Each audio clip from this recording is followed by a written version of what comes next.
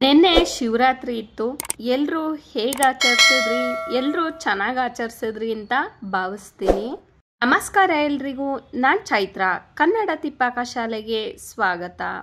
ಇವತ್ತಿನ ವ್ಲಾಗಲ್ಲಿ ನಾವು ನಿನ್ನೆ ಶಿವರಾತ್ರಿ ಹಬ್ಬನ ಹೇಗೆ ಆಚರಣೆನ ಮಾಡಿದ್ವಿ ಅಂತ ತೋರಿಸ್ತೀನಿ. ಹಬ್ಬಗಳಿದ್ದಾಗ ಪೂಜೆಗಳನ್ನ ಬೆಳಗ್ಗೆ ಬೇಗ ಮುಗಿಸಿದ್ರೆ ಎಷ್ಟು ಚಂದ ಅನಿಸುತ್ತೆ ಅಲ್ವಾ? ನಾವು ಸಾಮಾನ್ಯವಾಗಿ ಎಲ್ಲ ಹಬ್ಬಗಳಲ್ಲೂ ಬೆಳಗ್ಗೆ ಹೊತ್ತೆ ಪೂಜೆಯನ್ನು ಮಾಡಿಬಿಡ್ತೀವಿ. ಆದರೆ ಶಿವರಾತ್ರಿ ಹಬ್ಬ ದಿನದಂದು ಮಾತ್ರ ಸಂಜೆ ಹೊತ್ತು ಅಂದರೆ ರಾತ್ರಿ ಹೊತ್ತು ಪೂಜೆಗಳನ್ನ ಮಾಡ್ತೀವಿ. ನಮ್ಮ ಮನೆಯಲ್ಲಿ ನಾನು ಪೂಜೆನ ತುಂಬ ಸಿಂಪಲ್ಲಾಗೆ ಮುಗಿಸ್ದೆ. ಅಮ್ಮ ಮನೆಯಲ್ಲಿ ಹಬ್ಬ ಮಾಡೋದಿರೋದ್ರಿಂದ ನಮ್ಮ ಮನೆಯಲ್ಲಿ ನಾನು ಬೆಳಗ್ಗೆ 8-8:30ಗೆಲ್ಲ ಪೂಜೆನ ಮುಗಿಸ್ಬಿಟ್ಟೆ. ಇವತ್ತು ಶಿವರಾತ್ರಿ ಹಬ್ಬ ಇದ್ದಿದ್ದರಿಂದ ನಾನು ಲಿಂಗಕ್ಕೆ ಅಭಿಷೇಕನ ಮಾಡಿದೆ. ಒಂದು ಪಾತ್ರೆಗೆ ಹಾಲು, ಮೊಸರು, ತುಪ್ಪ, ಜೇನುತುಪ್ಪ, ಸ್ವಲ್ಪ ಕಲ್ಸಕ್ಕರೆನ ಹಾಕಿ ಅಭಿಷೇಕನ ಮಾಡಿದೆ. ಮನೆಯಲ್ಲಿ ಮೂರ್ತಿಗಳೇನಾದರೂ ಇದ್ದರೆ ನನಗೆ ಆ ಹಬ್ಬಕ್ಕೆ ಆ ಮೂರ್ತಿಗಳಿಗೆ ಅಭಿಷೇಕನ ಮಾಡಿ ಅಭ್ಯಾಸ.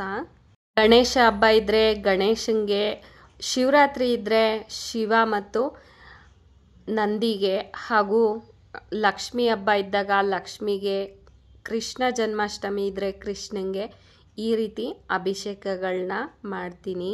ಒಂದು ಗ್ಲಾಸ್ಗೆ ನೀರನ್ನು ಹಾಕ್ಕೊಂಡು ಅದಕ್ಕೆ ಸ್ವಲ್ಪ ಗಂಜಲನ ಹಾಕ್ಕೊಳ್ತಾ ಇದ್ದೀನಿ. ಸಾಮಾನ್ಯವಾಗಿ ನಾವು ಬಳಸದೇ ಇರೋಂತಹ ಗ್ಲಾಸ್ಗಳನ್ನ ತಗೊಳ್ಬೇಕಾಗುತ್ತೆ ಪೂಜೆಗೆ. ನೀರು ಹಾಗೂ ಗಂಜಲದಿಂದ ಒಂದ್ಸರಿ ಅಭಿಷೇಕನ ಮಾಡ್ಕೊಳ್ತೀನಿ. ನಂತರ ಹಾಲು, ಮೊಸರು, ತುಪ್ಪ, ಜೇನುತುಪ್ಪ ಹಾಗೂ ಕಲ್ಸಕ್ಕರೆನ ಹಾಕಿರುವಂತಹ ಪಂಚಾಮೃತದಿಂದನೂ ಕೂಡ ಅಭಿಷೇಕನ ಮಾಡ್ತೀನಿ. ಒಂದ್ಸರಿ ನೀರಿಂದ ಅಭಿಷೇಕನ ಮಾಡಿ ನಂತರ ಪಂಚಾಮೃತದಿಂದ ಅಭಿಷೇಕನ ಮಾಡ್ತೀನಿ. ಮತ್ತೆ ಒಂದ್ಸರಿ ನೀರಿಂದ ಅಭಿಷೇಕನ ಮಾಡಿ ನಂತರ ಗಂಧ, ಕುಂಕುಮ, ವಿಭೂತಿ, ಬಿಲ್ಪತ್ರೆ, ಹೂವನ್ನ ಇಟ್ಟು ಪೂಜೆನ ಮಾಡಿ ನಂತರ ಮೂರ್ತಿಗಳನ್ನ ತೆಗೆದು ಒರೆಸಿ ಮತ್ತೆ ಒಂದ್ಸರಿ ಗಂಧನ ಇಟ್ಟು ಕುಂಕುಮನ ಇಟ್ಟು ಪೂಜೆನ ಮಾಡ್ತೀನಿ. ಓಂ ನಮಃ ಶಿವಾಯ.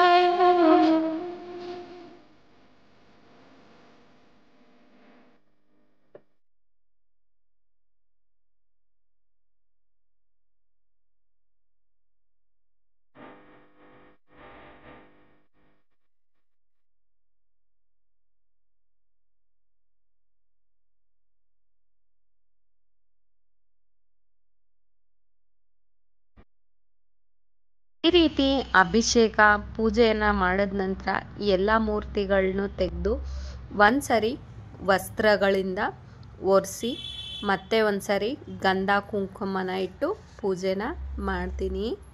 ಲಿಂಗನ ನೋಡಲಿಕ್ಕೇ ಎಷ್ಟು ಚಂದ ಅನಿಸುತ್ತೆ ಅಲ್ವಾ?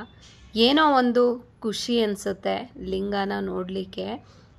ಶಿವ ಅಂದಮೇಲೆ ನಂದಿ ಇರಬೇಕು ಅಲ್ವಾ? ನಂದಿ ಇದ್ಮೇಲೆ ಹಸು ಕರುನು ಕೂಡ ಇರಬೇಕು ಅಲ್ವಾ? ಮನೆಯಲ್ಲಿ ಹಸು ಕರುನ ಇಟ್ಟು ಪೂಜೆ ಮಾಡೋದ್ರಿಂದ ತುಂಬಾನೇ ಶ್ರೇಷ್ಠ ಅಂತಾನೆ ಹೇಳ್ಬೋದು. ಅಭಿಷೇಕದ ನಂತರ ಎಲ್ಲ ಮೂರ್ತಿಗಳನ್ನು ಅದರ ಜಾಗಕ್ಕೇನೆ ಇಟ್ಟು ಅಭಿಷೇಕ ಮಾಡಿರುವಂತಹ ಅಭಿಷೇಕನ ಗಿಡಗಳಿಗೆ ಹಾಕಿ ಎಲ್ಲ ದೇವರುಗಳಿಗೆ ದೀಪಕ್ಕೆ ಕಳಸಕ್ಕೆ ಗಂಧ ಕುಂಕುಮನ ಇಟ್ಟು ಹೂವನ್ನ ಹಾಕಿ ಪೂಜೆನ ಮಾಡ್ತೀನಿ. ನಾನು ಯಾವಾಗಲೂ ದೇವರುಗಳಿಗೂ ಕೂಡ ಹೂವನ್ನ ಮಾಡಿಸಿದಾಗ ಅಥವಾ ಅಲಂಕಾರನ ಮಾಡಿದಾಗ ತುಂಬ ಚೆನ್ನಾಗಿ ಕಾಣಿಸ್ಬೇಕು ದೇವರು ಅನ್ನೋದು ನನ್ನ ಆಸೆ. ನಾನು ಪೂಜೆನ ಮಾಡಿದ್ರೆ ಸುಮಾರು 1 ಗಂಟೆ ಆಗುತ್ತೆ. ಎಲ್ಲನೂ ರೆಡಿ ಮಾಡಿಕೊಂಡು ಪೂಜೆ ಮಾಡೋ ಅಷ್ಟರಲ್ಲಿ 1 ಗಂಟೆ ಕಾಲ ನನಗೆ ಬೇಕೇ ಬೇಕು. ದೇವ್ರಿಗೆ ಕಳಸಕ್ಕೆ ದೀಪಗಳಿಗೆಲ್ಲ ಅಲಂಕಾರನ ಮಾಡಿಕೊಂಡು ಪೂಜೆನ ಮಾಡಿದಾಗ ಒಂದು ನೆಮ್ಮದಿ ಅನಿಸ್ಬಿಡುತ್ತೆ, ಅಷ್ಟು ಖುಷಿಯಾಗುತ್ತೆ. ದೇವ್ರ ಪೂಜೆನ ಮಾಡಿದಾಗ ನಮಗೆ ಸಿಗುವಂತಹ ನೆಮ್ಮದಿ ಬೇರೆ ಎಲ್ಲೂ ಸಿಗೋದಿಲ್ಲ. ಮನಸ್ಸಿಗೆ ಅಷ್ಟು ನೆಮ್ಮದಿನ ಕೊಡುತ್ತೆ. ನಾನು ಈ ರೀತಿ ಸಿಂಪಲ್ಲಾಗೆ ಪೂಜೆನ ಮಾಡಿದೆ. ನೈವೇದ್ಯಕ್ಕೆ ನಾನು ಏನೂ ಮಾಡಿರಲಿಲ್ಲ, ಬಾಳೆಹಣ್ಣನ್ನೇ ನೈವೇದ್ಯನ ಮಾಡಿದೆ. ಸಾಮಾನ್ಯವಾಗಿ ಶಿವರಾತ್ರಿ ದಿವಸ ಹಗಲೆಲ್ಲ ಏನು ಕೂಡ ಮಾಡೋದಿಲ್ಲ, ಉಪವಾಸ ಇರೋದ್ರಿಂದ. ಉಪವಾಸ ಇಲ್ಲದೆ ಇರೋರು ಏನಾಗುತ್ತೋ ಅದನ್ನು ತಿನ್ಕೊಳ್ತಾರೆ. ನಾನು ಎಲ್ಲ ಶಿವರಾತ್ರಿಗೂ ಕೂಡ ಉಪವಾಸನ ಇರ್ತೀನಿ. ಸಂಜೆ ಲಿಂಗ ಪೂಜೆ ಆದ ನಂತರನೇ ಊಟನ ಮಾಡೋದು. ನಮ್ಮಲ್ಲಿ ಮದುವೆಗೆ ಮುಂಚೆ ಲಿಂಗಗಳನ್ನ ಹಾಕೋದಿಲ್ಲ, ಮದುವೆ ಆದ ನಂತರ ಲಿಂಗನ ಹಾಕ್ಕೊಳ್ತೀವಿ. ಮದುವೆ ದಿನದಂದೇ ಲಿಂಗ ಧಾರಣೆನ ಮಾಡ್ತಾರೆ ನಮ್ಮಲ್ಲಿ. ನಾನು ಈ ವರ್ಷ ಹೊಸ ಲಿಂಗ ದೇವರುಗಳನ್ನ ತೊಗೊಂಬಂದಿದ್ದೆ. ನನ್ನ ಚಿಕ್ಕ ಮಗ ಗೊತ್ತಿಲ್ಲದೆ ಲಿಂಗನ ಬಾಯಲ್ಲಿ ಹಾಕಿ ಕಡ್ದ್ಬಿಟ್ಟಿದ್ದ. ಈ ರೀತಿ ಸಿಂಪಲ್ಲಾಗಿ ಪೂಜೆನ ಮುಗಿಸ್ದೆ ನಮ್ಮ ಮನೆಯಲ್ಲಿ. ನಾನು ಅಡುಗೆ ಮನೆಯಲ್ಲಿ ಯಾವಾಗಲೂ ನಾವು ಗಣೇಶನ ಇಟ್ಟು ಪೂಜೆನ ಮಾಡ್ತೀವಿ. ಇನ್ನು ಇದು ನಮ್ಮಮ್ಮ ಮನೆ. ಎಲ್ಲ ಹಬ್ಬಗಳನ್ನೂ ಒಟ್ಟಿಗೆನೆ ಮಾಡ್ತೀವಿ. ಎಲ್ಲರೂ ಕೂಡ ಹಬ್ಬಕ್ಕೆ ಅಂತ ತಯಾರಿನ ಮಾಡ್ಕೊಳ್ತಾ ಇದ್ವಿ. ನನ್ನ ತಮ್ಮನ ಹೆಂಡತಿ ಹಾಗೂ ಅವ್ರ ಮಕ್ಕಳು. ನಮ್ಮಮ್ಮ ಪೂಜೆ ಇದ್ದರೆ ಬರೀ ರೆಡಿ ಮಾಡಿಕೊಡೋದೇ ಆಗುತ್ತೆ. ಹೂವನ ಕಟ್ಟಿರೋದು ತರೋದಿಲ್ಲ, ಅವ್ರು ಯಾವಾಗಲೂ ಕಟ್ಟೋ ಅಂತಹ ಹೂವನ ತಂದು ಕಟ್ತಾನೆ ಇರ್ತಾರೆ. ಮನೆಯಲ್ಲಿ ಮಕ್ಕಳಿದ್ರೆ ಟೈಮ್ ಹೋಗೋದೇ ಗೊತ್ತಾಗೋದಿಲ್ಲ, ಬರೀ ಅವರ ನೆಪದಲ್ಲೇ ಟೈಮ್ ಹೋಗ್ಬಿಡುತ್ತೆ ಅಲ್ವಾ.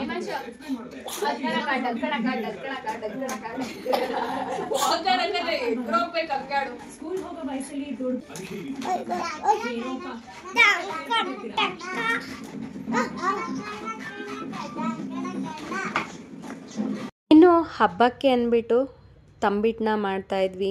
ನಾನು ತಂಬಿಟ್ಟು ರೆಸಿಪಿನ ಕಳೆದ ವಾರನೇ ನಿಮಗೂ ಕೂಡ ಶೇರ್ ಮಾಡಿದ್ದೆ. ಶಿವರಾತ್ರಿ ಹಬ್ಬ ಅಂದಮೇಲೆ ನಾವು ತಂಬಿಟ್ಟನ್ನ ಮಾಡ್ತೀವಿ.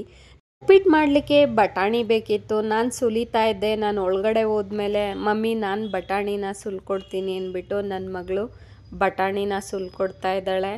ಹಬ್ಬಕ್ಕೆ ಸ್ವಲ್ಪ ಜಾಸ್ತಿನೇ ತಂಬಿಟ್ಟು ಮಾಡೋದಿದ್ದರಿಂದ ಸುಮಾರು 2.5 ಇಂದ 3 kgಯಷ್ಟು ತಂಬಿಟ್ಟನ್ನ ಮಾಡಿದ್ವಿ. ನಾನು ನನ್ನ ನಾದಿನಿ ಇಬ್ಬರು ಸೇರಿ ತಂಬಿಟ್ಟನ್ನು ಮಾಡಿದ್ವಿ. ಆಗಲೇ ಟೈಮು ಕೂಡ ಆಗೋಗಿತ್ತು, ಸುಮಾರು 5-5:30 ಆಗಿತ್ತು. ಇನ್ನೇನು ಒಂದು 7-7:30ಗೆಲ್ಲ ಪೂಜೆಯನ್ನು ಮಾಡಬೇಕಿತ್ತು. ಇಬ್ಬರು ಸೇರಿ ಬೇಗ ತಂಬಿಟ್ಟುಂಡೆಗಳನ್ನ ಮಾಡಿದ್ವಿ. ಪಾಕದಲ್ಲಿ ಸ್ವಲ್ಪ ಕಸ ಜಾಸ್ತಿ ಇದ್ದಿದ್ದರಿಂದ ಹಾಗೆ ಸೋಸ್ಕೊಳ್ತಾ ಪಾಕನ ಹಾಕ್ಕೊಂಡು ತಂಬಿಟ್ಟುಂಡೆಗಳನ್ನ ಮಾಡ್ಕೊಂಡ್ವಿ. ಎಲ್ಲ ಹಬ್ಬಗಳನ್ನೂ ಇದೇ ರೀತಿ ನಾವು ಒಟ್ಟಿಗೆನೇ ಮಾಡ್ತೀವಿ. ನಾನು ಸುಮಾರು ಸ್ಕೂಲಲ್ಲಿದ್ದಾಗಿಂದನೂ ನಮ್ಮ ಅತ್ತೆ ಮಾವ, ನಮ್ಮ ಅಪ್ಪ ಅಮ್ಮ ಎಲ್ಲರೂ ಕೂಡ ತುಂಬ ಚೆನ್ನಾಗಿ ಪರಿಚಯ ಇದ್ದರು. ಆವಾಗಿಂದನೂ ಕೂಡ ಇದೇ ರೀತಿ ಒಟ್ಟಿಗೆನೇ ಆಚರಣೆನ ಮಾಡ್ತಾಯಿದ್ವಿ ಎಲ್ಲ ಹಬ್ಬಗಳನ್ನೂ. ನನ್ನ ಮದುವೆಗೆ ಮುಂಚೆನೇ ನಮ್ಮ ಅತ್ತೆ ತೀರ್ಕೊಂಡಿದ್ರು. ನಮ್ಮ ಮಾವ ಇತ್ತೀಚೆಗೆ ಒಂದು 3 ವರ್ಷದಿಂದ ತೀರ್ಕೊಂಡಿದ್ದು. ಅವ್ರು ಇಲ್ಲದೆ ಇರೋದನ್ನ ನಾವು ಯಾವಾಗಲೂ ಕೂಡ ನೆನೆಸ್ತಾ ಇರ್ತೀವಿ. ಅವ್ರು ಇದ್ದಿದ್ರೆ ಹೀಗಿರ್ತಿತ್ತು, ಹಾಗಿರ್ತಿತ್ತು, ಇರಬೇಕಿತ್ತು ಅನ್ನೋ ಆಸೆ ತುಂಬಾ ಇದೆ. ಅವ್ರ ಜಾಗನ ಯಾರು ಕೂಡ ತುಂಬಲಿಕ್ಕಾಗೋದಿಲ್ಲ. ಹಾಗೆ ನಮ್ಮೆಲ್ರಿಗೂ ಬೆನ್ಮೂಳೆ ಅಂದರೆ ತಪ್ಪಾಗೋದಿಲ್ಲ. ಅಷ್ಟು ಸಪೋರ್ಟಿವ್ ಆಗಿದ್ರು ನಮ್ಮೆಲ್ಲರಿಗೂ ಕೂಡ. ಮನುಷ್ಯನ ಎಷ್ಟು ಆಸೆ ಪಡ್ತೀವೋ ಆ ಮನುಷ್ಯ ಅಷ್ಟೇ ದೂರ ಹೋಗ್ತಾ ಇರ್ತಾನೆ ಅಲ್ವಾ. ಜೀವನ ಅಂದರೆ ಹೇಗೆ ಪಾಠ ಕಲಿಸುತ್ತೆ ಅಂತಲೇ ಹೇಳೋದಕ್ಕಾಗೋದಿಲ್ಲ. ಪಾಠ ಕಲಿತ್ರೆ ಒಳ್ಳೆಯದು, ಪಾಠ ಕಲ್ತಿಲ್ಲ ಅಂದರೆ ಇನ್ನೂ ಪಾಠ ಕಲಿಸ್ತಾನೆ ಇರ್ತಾನೆ ಅಲ್ವಾ ದೇವರು. ಒಂದಷ್ಟು ಕಡಲೆ ಹಿಟ್ಟನ್ನು ಬರೀ ಬೆಲ್ಲದ ಪಾಕದಿಂದ ಮಿಕ್ಸ್ ಮಾಡಿ ಹಾಗೆ ಇಟ್ಟಿದ್ದೀನಿ. ಅದನ್ನು ತೆಂಗಿನಕಾಯಿ ರಸದಿಂದ ತಿನ್ನಲಿಕ್ಕೆ ತುಂಬಾ ಚೆನ್ನಾಗಿರುತ್ತೆ. ಇನ್ನು ನಮ್ಮ ಮನೆ ಮುಂದೆ ಆಂಜನೇಯ ಸ್ವಾಮಿ ಇದೆ. ಶನಿವಾರ, ಮಂಗಳವಾರ ಹಾಗೂ ಹಬ್ಬದ ದಿನಗಳಲ್ಲಿ ನಾವು ಆ ಆಂಜನೇಯಂಗೆ ಪೂಜೆಯನ್ನು ಮಾಡ್ತೀವಿ. ಇನ್ನು ಸಂಜೆ 7:30-8 ಗಂಟೆ ಆಗಿತ್ತು. ನನ್ನ ತಮ್ಮ ಪೂಜೆಯನ್ನು ಮಾಡ್ತಾಯಿದ್ದ. ಎಲ್ಲ ವರ್ಷವೂ ನಮ್ಮಪ್ಪ ಕೂತ್ಕೊಂಡು ಎಲ್ಲ ಲಿಂಗಗಳನ್ನು ಕೂಡ ಅವರೇ ಅಭಿಷೇಕ ಮಾಡಿ ಪೂಜೆಯನ್ನು ಮಾಡ್ತಾಯಿದ್ವು. ಎಲ್ಲರ ಲಿಂಗಗಳನ್ನು ಕೂಡ ಅವರೇ ಮಾಡಿಕೊಡ್ತಾಯಿದ್ರು ಪೂಜೆಯನ್ನು. ಈ ವರ್ಷ ನಮ್ಮಪ್ಪಂಗೆ ಹುಷಾರಿಲ್ಲದೆ ಇದ್ದಿದ್ದರಿಂದ ಅವರು ಹೇಳ್ಕೊಡ್ತಾಯಿದ್ರು. ನನ್ನ ತಮ್ಮ ಪೂಜೆಯನ್ನು ಮಾಡ್ತಾಯಿದ್ದ. ಅವನಿಗೆ ಈ ಪೂಜೆ ಮೊದಲನೇ ವರ್ಷ ಆಗಿದ್ದರಿಂದ ನಮ್ಮಪ್ಪ ಹೇಳ್ಕೊಡ್ತಾಯಿದ್ರು. ವರ್ಷ ನಮ್ಮಪ್ಪನೇ ಮಾಡ್ತಾಯಿದ್ರು. ನೀರು ಗಂಜಲದಿಂದ ಲಿಂಗಗಳನ್ನ ಒಂದ್ಸರಿ ತೊಳೆದು ಹಾಲು, ಮೊಸರು, ಜೇನುತುಪ್ಪ, ತುಪ್ಪದಿಂದ ಅಭಿಷೇಕನ ಮಾಡಿ ನಂತರ ಸಕ್ಕರೆಯಿಂದನೂ ಕೂಡ ಅಭಿಷೇಕನ ಮಾಡಿ ಒಂದು ಸಾರಿ ನೀರಿನಿಂದ ಅಭಿಷೇಕನೂ ಕೂಡ ಮಾಡ್ತೀವಿ. ನಂತರ ಅವ್ರವ್ರ ದೇವರುಗಳನ್ನ ಅವರೇ ಒಂದು ಸಾರಿ ಪೂಜೆಯನ್ನು ಮಾಡಿಕೊಂಡು ಲಿಂಗದ ಕಾಯಿ ಅಥವಾ ಕರಡಿಗೆ ಅಂತ ಹೇಳ್ತೀವಿ, ಅದಕ್ಕೆ ಹಾಕಿ ಇಟ್ಕೊಳ್ತೀವಿ.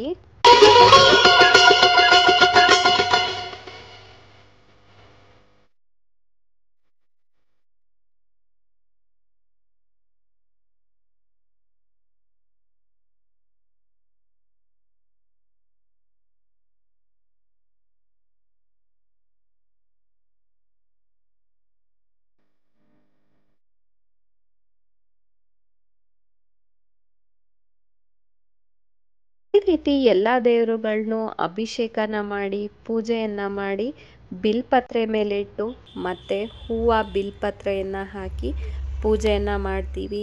ಇನ್ನು ಹಬ್ಬಕ್ಕೆ ತಂಬಿಟ್ಟು, ಕಡಲೆ ಹಿಟ್ಟು, ಉಪ್ಪಿಟ್ಟು, ಕಡಲೆಕಾಳು ಉಸ್ಲಿ, ಕೋಸಂಬರಿ, ಕಡಲೆ ಹಿಟ್ಟು ಜೊತೆ ತೆಂಗಿನಕಾಯಿ ಹಾಲು, ಹಾಗೆ ಕಲ್ಲಂಗಡಿ ಹಣ್ಣು, ಪಂಚಾಮೃತನೂ ಕೂಡ ಮಾಡಿದ್ವಿ. ಈ ರೀತಿ ಲಿಂಗ ಪೂಜೆನ ಮಾಡಿದ ನಂತರ ಅವ್ರವ್ರ ಲಿಂಗ ದೇವರುಗಳನ್ನ ಪೂಜೆಯನ್ನು ಮತ್ತೊಂದು ಸರಿ ಮಾಡಿಕೊಂಡು ಅವರವರ ಲಿಂಗದ ಕಾಯಿಗೆ ಇಟ್ಕೊಳ್ಳೋವಂತಹ ಅಭ್ಯಾಸ ನಮಗೆ. ಶಿವರಾತ್ರಿ ಹಬ್ಬ ಅಂದರೆ ಪೂಜೆಯನ್ನು ಎಷ್ಟು ನಿಷ್ಠೆಯಿಂದ ಶ್ರದ್ಧೆಯಿಂದ ಮಾಡ್ತೀವೋ ಅಷ್ಟೇ ಮನಸ್ಸಿಗೆ ನೆಮ್ಮದಿ ಸಿಗುತ್ತೆ ಅಂತಲೇ ಹೇಳ್ಬೋದು. ಮಕ್ಕಳಿಗೂ ಕೂಡ ಒಂದೊಂದು ಲಿಂಗ ದೇವರನ್ನ ಹಾಕಿ ವಸ್ತ್ರಕ್ಕೆ ಸುತ್ತಿ ಕೊರಳಿಗೆ ಕಟ್ಟುವಂತಹ ಸಂಪ್ರದಾಯನೂ ಕೂಡ ಇದೆ ನಮ್ಮಲ್ಲಿ. ಈ ರೀತಿ ಮತ್ತೆ ಒಂದ್ಸರಿ ಕುಂಕುಮ, ಗಂಧ, ವಿಭೂತಿ, ಬಿಲ್ಪತ್ರೆ, ಹೂವನ್ನ ಇಟ್ಟು ಬಾಳೆಹಣ್ಣಿನ ತುಂಡನ್ನು ಇಟ್ಟು ಎಡೆಯನ್ನು ಮಾಡಿ ಪೂಜೆಯನ್ನು ಮಾಡಿ ಅವ್ರವ್ರ ಲಿಂಗ ದೇವರುಗಳನ್ನ ಅವ್ರ ಲಿಂಗದ ಕಾಯಿಗೆ ಹಾಕೊಳ್ಳುವಂತಹ ಅಭ್ಯಾಸ. ಲಿಂಗನ ನಾನು ಯಾವಾಗಲೂ ಒಂದು ಬಿಳಿ ಬಟ್ಟೆಯಲ್ಲಿ ಹಾಕ್ಕೊಳ್ತೀನಿ ಲಿಂಗದ ಕಾಯಿಗೆ. ಇನ್ನು ಎಲ್ಲರೂ ಕೂಡ ಪೂಜೆಯನ್ನು ಮುಗಿಸ್ಕೊಂಡು ದೇವಸ್ಥಾನಕ್ಕೂ ಕೂಡ ಹೋಗಿ ಬಂದ್ವಿ. ಹಬ್ಬ ಹರಿದಿನಗಳಲ್ಲಿ ಪೂಜೆಯನ್ನು ಮುಗಿಸಿದ ನಂತರ ದೇವಸ್ಥಾನಕ್ಕೆ ಹೋಗಿ ಬಂದರೆ ಎಷ್ಟೊಂದು ನೆಮ್ಮದಿ ಅನಿಸುತ್ತೆ ಅಲ್ವಾ. ನನ್ನ ದೊಡ್ಡ ಮಗ ದೇವ್ರ ಹತ್ರ ಅದೇನು ಕೇಳ್ಕೊಳ್ತಾ ಇದ್ನೋ ಗೊತ್ತಿಲ್ಲ, ತುಂಬ ನಿಷ್ಠೆ ಶ್ರದ್ಧೆಯಿಂದ ಕೂತು ನಿಂತಾಗಲೂ ಕೂಡ ದೇವ್ರನ್ನೇ ನೋಡ್ತಾ ಕೇಳ್ಕೊಳ್ತಾ ಇದ್ದಾನೆ. ನನ್ನ ತಮ್ಮ ನಿರ್ಮಲ್ಲು, ನಮ್ಮಮ್ಮ ಇವ್ರು ಯಾರೂ ಉಪವಾಸ ಇರಲಿಲ್ಲ. ನಾನು, ನನ್ನ ನಾದಿನಿ, ನನ್ನ ದೊಡ್ಡ ಮಗ ಅಷ್ಟೇ ಉಪವಾಸ ಇದ್ವಿ ಈ ವರ್ಷ. ಹಬ್ಬ ಇರಲಿ ಏನಿರಲಿ ನಮಗೆ ಮನೆಯಲ್ಲಿ ಎಲ್ಲರೂ ಒಟ್ಟಿಗೆ ಕೂತು ಊಟ ಮಾಡಿ ಅಭ್ಯಾಸ. ನಮ್ಮಪ್ಪ ನನ್ನ ವಿಡಿಯೋ ಮಾಡ್ತಾಳೆ ಅಂದ್ಬಿಟ್ಟು ನಗ್ತಾ ಇದ್ದಾರೆ. ನನ್ನ ದೊಡ್ಡ ಮಗ ಅಲೆ ಮಲಗಿದ್ದಾಗಿದೆ, ಸುಮಾರು 10 ಗಂಟೆ ಆಗ್ತಾ ಇದೆ. ಲಡೋ ಏನಬ್ಬ ಏನಬ್ಬ ಮನೆ ಇವತ್ತು? ಏನ್ ಹಬ್ಬ ಮಾಡಿದೆ ಇವತ್ತು? ಆಮೇಲೆ ನಿನ್ಗೆ ಹೇಳಕ್ ಬರಲ್ವಾ? ಬೇಳೆ